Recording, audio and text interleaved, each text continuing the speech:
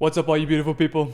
It's Justin here. This is part 4 of the video series, how I make $200 per day, 95% passively, 365 days per year. In this part, we're gonna go over how to get the most out of this house hacking strategy from a point of view where we prioritize the quality of our lifestyle and our overall living situation. So upon reflecting on how these experiments have gone for me, I have realized that knowing who is a good fit to live in your house with you and who is not is literally everything. No, seriously. In my opinion, determining this is based upon finding people who behave like you would behave in a situation and make decisions the same way you would make decisions based on what's happening.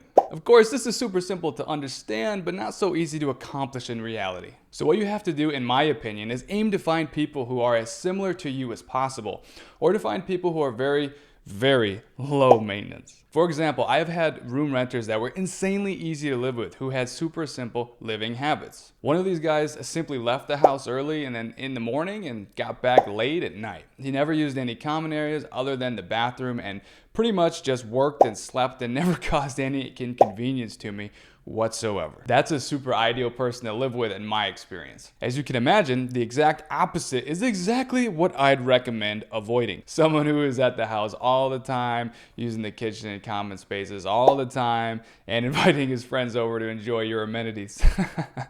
Since it's not normally easy to select someone whose behavior you can reasonably predict, it's best to ask as many questions as possible and also create house rules so that you can greatly decrease the chances of something happening that would really annoy you and possibly lead you to question whether house hacking is worth it despite the rent money you are receiving.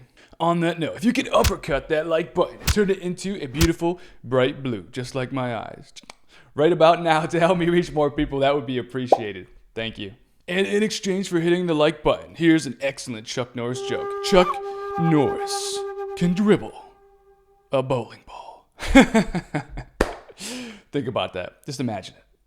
Yeah. Back to the video. And this is why in just about every book on investing where they discuss house hacking, they usually recommend you don't live directly with other people that you meet by putting out online ads on the internet, but rather get a multifamily compound like a duplex or a triplex or a quadplex, etc. And then live in one of the units by yourself and rent out the other units to other people. This is good advice because it's super easy to pick the wrong person, even when you are experienced, because people can simply tell you exactly what you want to hear during the screening process, which is why you always must collect proof of what they are saying before offering them a room in your house. Patience and focus on the details is key when screening people. And I can give you a lot of pointers to greatly increase the odds of you selecting the best people for you. The best way to make this house hacking strategy a success is to know your outcome by defining it as clearly as you possibly can.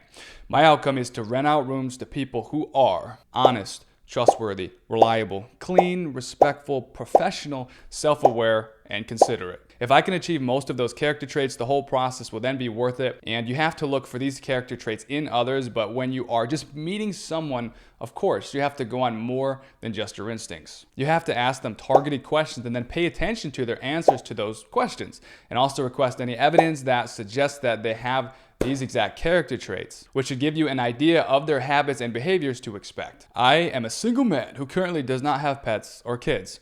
I don't smoke or do drugs, and my girlfriend does not live with me as of this exact moment of shooting this video. I'm also not noisy or loud, and I'm clean, and I'm considerate of what I am doing and what time I am doing it, 99% of the time. So when I put out ads to advertise the rooms I have to offer, I may get 20 to 30 people who reach out to me who are interested in the room I have available. I will ask each person some questions, and I will review their Facebook profile since I do most of my advertising on Facebook. From there, I will zoom in and focus on a few of the people who reached out who look or appear to be suitable roommates based on their answers to my initial questions and information I learned, such as their job titles and what they do for work and what their schedules are, what their habits and routines are, and I also consider their age, educational background, and hobbies to a degree. I ask them some personal questions because I like to develop an authentic connection and friendship with them, and I share personal information about myself as well because this is not a traditional rental. These are people that I'm literally living with in the house who I am likely going to be seeing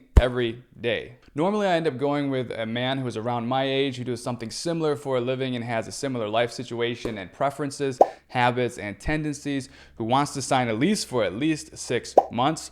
This is my formula, and it's what works for me. In the Aware Consulting Program over at awareproductions.com, I go extremely specific with how I conduct this process successfully of selecting room renters and any vital details that come into place that you need to be aware of and understand.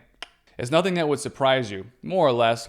Much of it is following the golden rule and treating people how you wish to be treated when doing these processes. Being fair, being reasonable, being friendly, and acting with integrity, etc. This strategy is kind of like recruiting or building a sports team of A players in a sense, because the decisions of people living in the house with you can affect you either positively or negatively, so you want to make sure to be very patient and observant during the screening process for sure. So here's some house rules I put into effect and recommend. If your house is meant to be a place where you can relax and unwind and or get some work done peacefully, then it's not a bad idea to relay some expectations and simple rules to people. So here's at least 3 rules I recommend you have. Rule number 1, 1 guest per person at a time. This is great because you don't want to have one person you rent a room out to invite over 3 of his buddies when you're not at home to use all of your facilities like the kitchen, the bathroom, the living room, etc.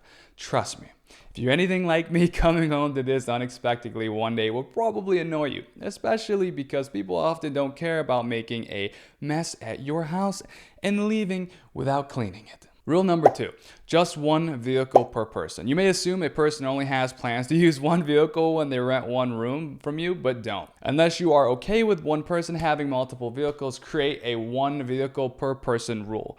Seriously. Rule number 3, returning things to the way they were after use. This is simple, but it's very powerful. Having people who use the kitchen to cook or watch TV in the living room or use the bathrooms, obviously they should aim to keep things as they were before they use them, meaning clean, respectable looking, and restoring the condition. I have many other smaller rules that help with noise control during certain hours of the night so that I can get 8 hours of sleep so I can wake up rested and focus on building my businesses each day as well. Speaking of which, I do cover real estate investing and house hacking to unlock complete time freedom to build a tremendously profitable business super freaking fast. Over in the Aware Consulting Program I offer at awareproductions.com. So if you would like to see very in-depth case studies and training on these specific subjects, that's the place to go. You can get a 14-day free trial of the whole program and pay to have it for life if you'd like to.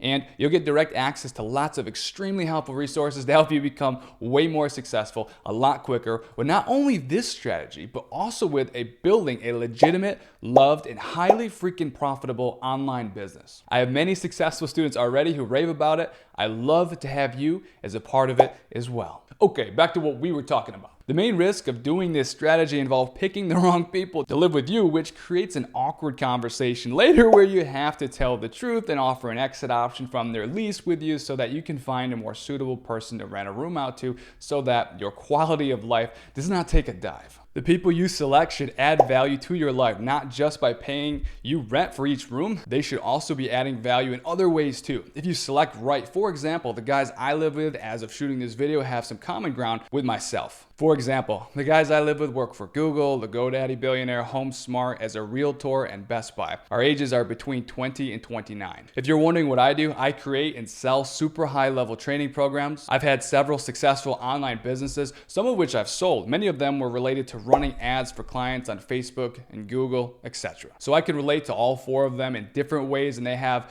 the desire to grow and don't plan on renting a room for forever. But each of them is saving about $500 per month or more by renting a room with me versus getting a 1-bedroom apartment so that they can each buy their own houses someday and possibly do house hacking as well to help pay off the mortgage faster or to just have more financial flexibility.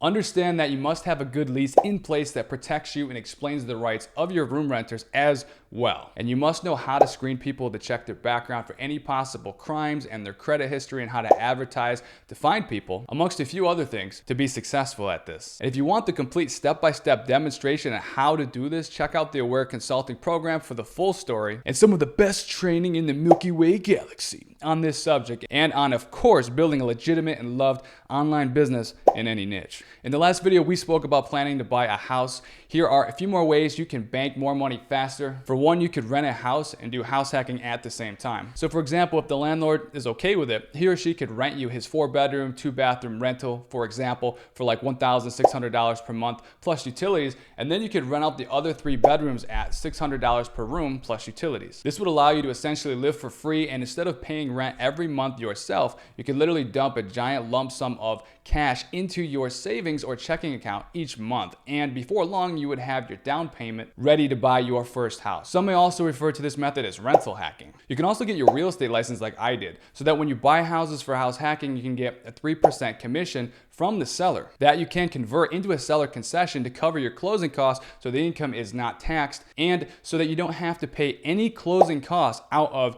your own pocket. In my experience with closing costs as a buyer, the costs were about 1.6% of the home's purchase price. But this can vary and could be more for you since you are a different person in a different situation. But for me, this left a credit of 1.4% for me to use however I saw fit. So I chose to turn it into a discount on the house to get free equity. Thus, the seller sold me the house for less than the agreed upon amount so that I could legally avoid paying taxes on my realtor commission. All legitimately, of course. I got my real estate license fast. I took the 100 hours course in like 10 days or so at the School of Real Estate and Business in Scottsdale, Arizona, which is a great school and I highly recommend it if you live near this area. The out-of-pocket cost was around $500 to $700 because I bought their offer where they provide like 6 practice test exams so I could conquer the exam on the first try, which I did. The commission I received on my last house was $8,900, and all in all, it probably took about 120 hours to get the license. I was doing this for fun anyway, but I was indirectly getting paid almost $60 an hour